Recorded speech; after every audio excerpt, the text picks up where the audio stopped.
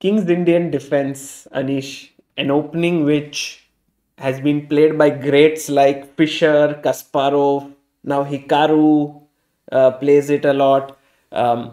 What is your take on this opening? Yeah, King's Indian is definitely one of the options for players of the all levels, and definitely for also for amateurs and beginners for sure. The beauty of the King's Indian is that it's a very universal opening. If I didn't start with d4, you can just put a knight on f6, put bishop on g7, put pawn on d6, and castle.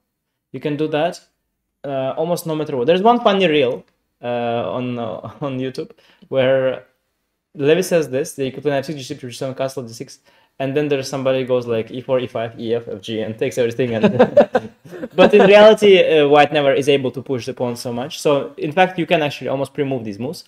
So that makes King's Indian very easy. Very desirable because whatever you have studied will come on the board. Pretty much. And also you have ton of wealth of ideas and so many model games.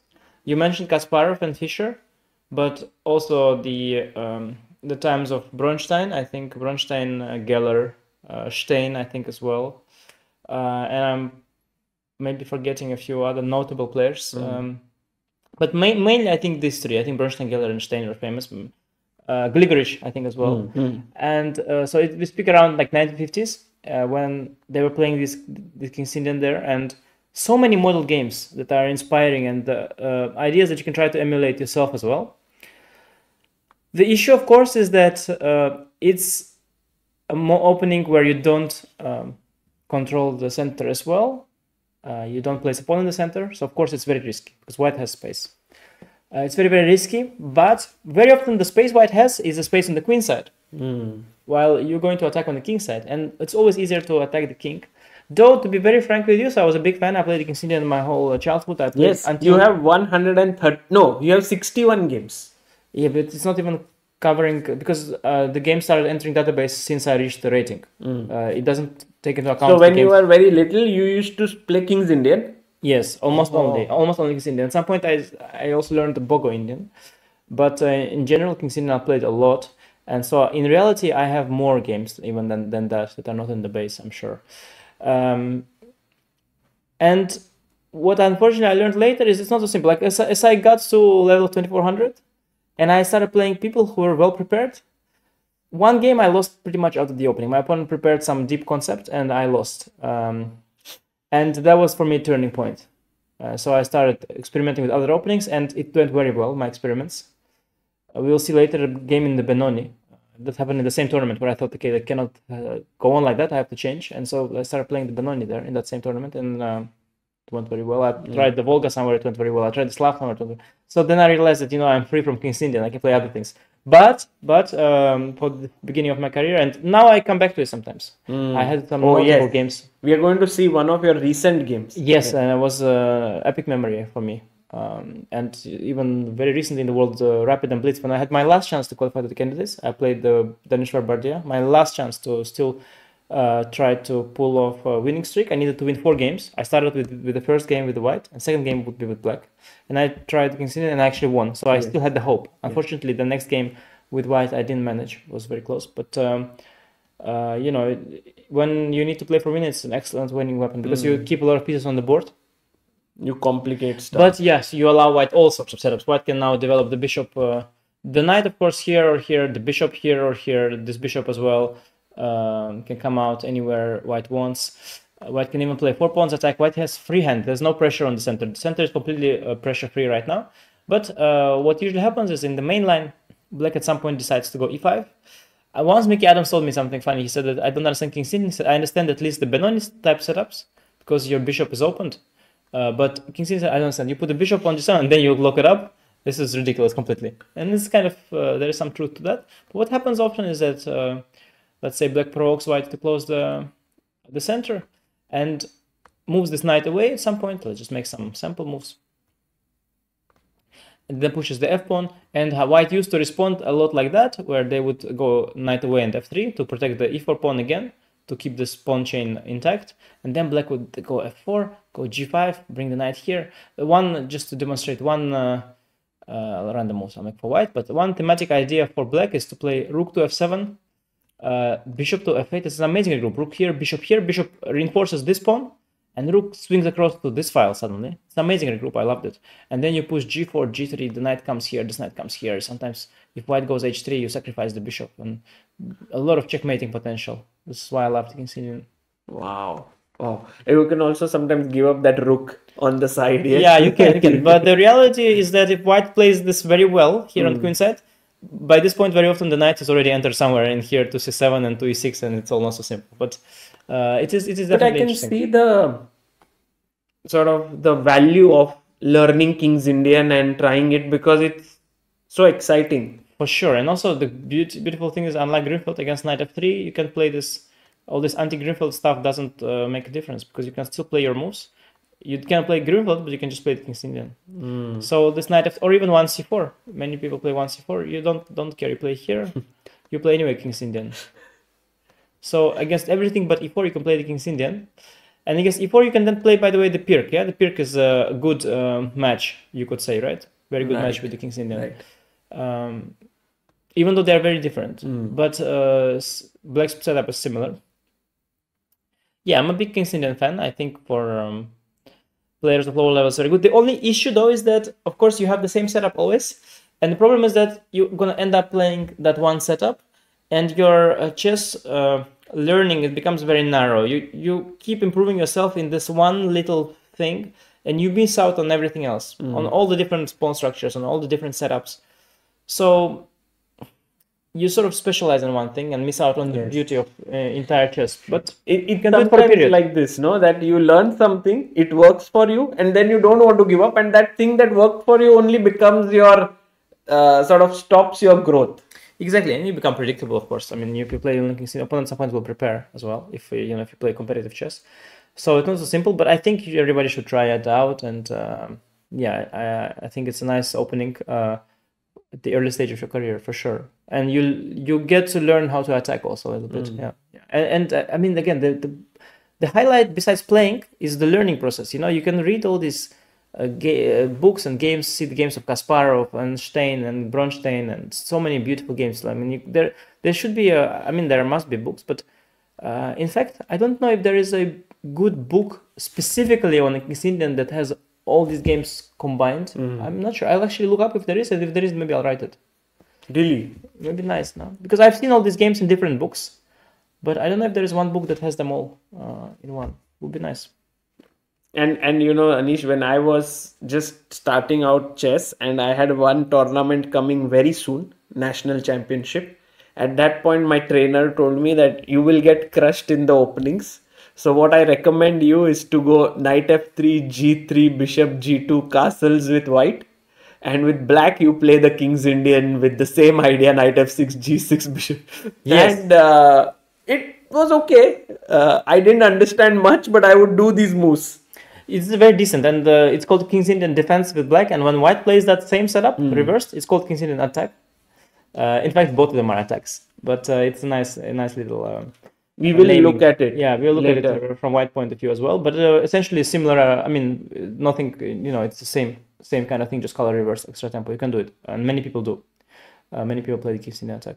And here, from this position, if there was like line which a King's Indian player should be sort of afraid of, there's nothing like that as such. Every line is potent in its own way. Exactly. But okay, to mention one other thing, so we saw cases where white castles short. White can also castle long, for example, or keep the king in the center. For example, there is this h3 setup, and the point is that now you play d5 here. Black often tries to put a knight, for example, here, and then white goes g4, and white prevents this f5 break. So if black tries that nonetheless, let's make some moves, then white is the one that ends up attacking here on the g file, and white often gets this kind of setup with the king on the king side. So it's not always the black is attacking the the king. Sometimes white can also try to be clever and play this. I was at some point a big fan of the system as white. h3, yes. Yes, I was struggling against it with black, and I at some point picked it up. In fact, it was my switch from e4 to d4. I used to play e4 always, and then I saw somebody play only King's Indian, and my trainer said, okay, let's try this h3. So I started playing d4 against people who played King's Indian, but then I ended up playing d4 a lot more. I like this g4 setup. Yeah, I like stopping f5 at the time. But there's for example, knight h5 system. Now, if g4, you have already knight f4. And this is also fascinating, a lot of fascinating variations. There is some beautiful Kasparov game here. What happens sometimes is, okay, white goes knight to h2. G3, yeah? To f5, f5 ef, yeah, you can play gf. So then g3 as well, but knight h2 is a thing. Because if you go g3, then I can already go f5. But if you go knight h2, I cannot go f5. So then black goes knight f4. What happens very often is that you end up sacrificing this knight. I think Kasparov went somewhere f5, and allowed this gf and opened the bishop, and there is like lots of funky business here. Yeah. Right. And yeah, I think this is one h3 line. There is also f3 system Zamish, which I enjoy a lot, like to push the pawns forward. Yes. And if you are a positional player as white, maybe you would also enjoy the g3 system, bishop g2 and castle, where there is no attack. Absolutely, and you already have the knight on c3. You can also start. People usually start without that knight. Just to avoid the Grunfeld. Avoid the Grunfeld type setups. Yes. Or I mean, get different versions of them, because the difference is that, of course, if here the Grunfeld setup comes at you, yes, then if e4 happens already, you don't have to go back. You can take. Yeah. Yes. So it's a little different. But overall, yes, G3 setups very popular against, and you can play it against both King's Indian and the Grunfeld. So yeah, that's a big part of theory as well. Fantastic. Well, that's about the King's Indian defense, and we go to the game, which is very, very interesting and exciting, and I think it brings a smile on your face, Anish. This game. Yeah, can you tell us? No, I had a very difficult tournament in Oslo. It was the final of the Magnus Champions Tour. I played well in the tour, largely because I was one of the players who kept being invited back to the tour. So, if I'm okay, I'm not so bad. But if you give me 6 tournaments to play, maybe it was more, at some point I'm going to score well. So I won one of them. I finished, second once. And I amassed a certain number of points and became the top 8 of the tour. No, it's not so hard. I was more or less one of the players, there were like 8 players that they invited, and then the 8 players that they select afterwards, pretty much. So, yeah, I'm qualified to the final, but it was very tough because the final was of top rapid players: Carlsen, Nakamura, Mamityarov, everybody, Duda, and so on. And I won a match against Hikaru at the start, but then I lost a few in a row. It was very difficult. And by the last round, I came to the round with a very poor standing. I was not doing well in the tournament, but I played Pragg, and Pragg was only 2600 here. It was one of my early games with Pragg. 2022, 2 years ago, Pragg was still little Pragg. Already strong grandmaster. Already that tournament was one of his big breakthroughs. He already won. He actually was leading at some point. But still, I felt, and I looked at his games at the time, and I felt that he's still a bit immature right now. It's still no time to it. Maybe we can do it now. Maybe we can still try to teach him something here. And I had the strong suspicion, and I told my trainer, okay, we were a little bit down in the mood, but we went to the movie before the final game. We watched some epic movie. Yes, you watched the movie? Oh, I like to do that during tournaments. Yeah, I like to watch movies very often. Do you remember the movie? It was something epic. I don't remember what, but it was something along the lines of... Which put you in a good mood. Yeah, it was something in the style of like a Terminator, Batman's. Like, it was some sort of a superhero type. Like, it was some epic movie where, like, you're like, it's an epic one, that's that you are the hero type of movie. Okay. And I felt suddenly very inspired. Also Pragg motivated me. Generally the tournament was not going well, but Pragg motivated me. I thought, okay, he's the kid who is like having a breakthrough, but I looked at his games, I felt, it's a nice challenge now to beat him. And I told my coach, I looked at him, at his games, I think King's Indian is the way. Wow. My coach was like, oh, epic. Does it mean we're going to check King's Indian now? I said, yeah, we're going to check King's Indian now. So, my coach, he loves this kind of stuff. So we're preparing King's Indian very deeply. And I played this Bishop G4 system, which Fabi made popular. It's a game against... It's like, Anish, sometimes in that entire variation where you showed about the attack on the king side, you keep that bishop to attack on c8. But here you are going and just giving up the bishop. Yes, it turns out you can also play without this bishop. You don't then so mindlessly go f5, f4, but usually what you do is you give up this bishop And then one of the ideas is you try to trade this bishop somehow. Let's say king h8, knight g8. And you play more position. You put the pawn on f5, and you don't push f4 too early. You keep it there. Sometimes you put the pawn on f5, you bring the knight to g5 maybe somehow, and put pressure on the bishop. Like you play more positionally here. Got it. And eventually you do get the attack. Like you see here, and against Varya in World Rapid, it was similar variation I played. Also managed to ask him questions here. King h8. I played intending knight g8. Probably was prepared a little bit, but he was still later we could see still lack of experience, but he was prepared, so he knew that you go bishop g5 h6 and then you go back. So now you don't get that bishop h6. Yes. But that's all he knew, I think. And I knew a little more, and I provoked him. I was hoping he would do that. I checked actually. I was hoping that an innocent Prago would play this queen d2, looking at that h6 pawn, thinking that okay, very nice, develop the queen and target this pawn. And this is your question now. What did Anish play here? Very smart move, which actually put his opponent under pressure. But Anish, you had a different move than what you played here, right? You could go knight g5, perhaps. The knight is a little bit in the way, and then the bishop goes away. It gets hit by, F4 somewhere after f5. Yeah, take f4 and so on. What I did is much stronger. And it was also actually preparation. I prepared it. And of course, a more experienced player would never do this with white, grab this pawn. But you can imagine that, if you're younger, so you haven't seen all the... I mean, by this point, I've seen like a bunch of games like that.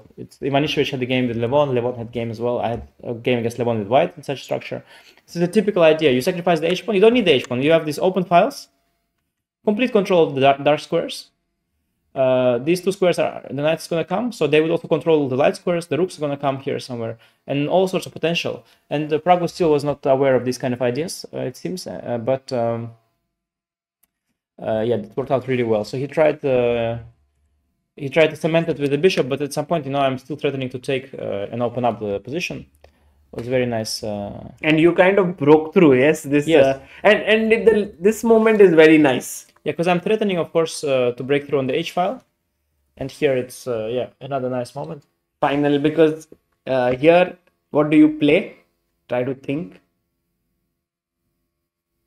Yeah, rook h6. And he can't take. Exactly. His mate. He goes h5, but this blockade is fake, because this pawn is doomed to fall. It's very weak. And as this pawn falls. And as you'll see in the game, it all collapsed, and I won. Beautiful. Game very nicely, yeah. Well, that covers the King's Indian defense from here. And now we move to the final one, like in d4 for blacks. Like we are looking at some of the main lines. Sidelines, yeah. Benoni and Benko is still there, that we cover in the next clip.